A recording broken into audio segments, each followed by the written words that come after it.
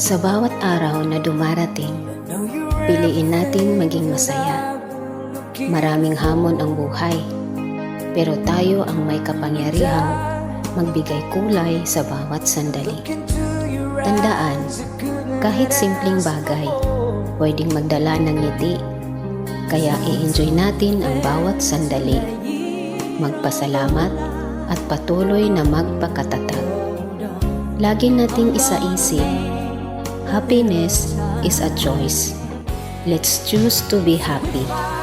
Walang take two sa buhay, kaya piliin mong maging masaya palagi.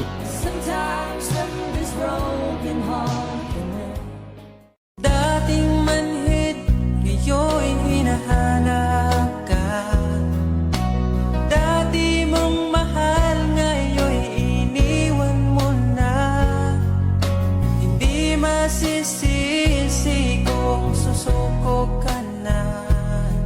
Dapat nung dati pa ay pinaglaban kita. Namiss na naman kita. Ang bagong batas ng Pilipinas. Huwag galawin ang adik. Magalit ang gobyerno.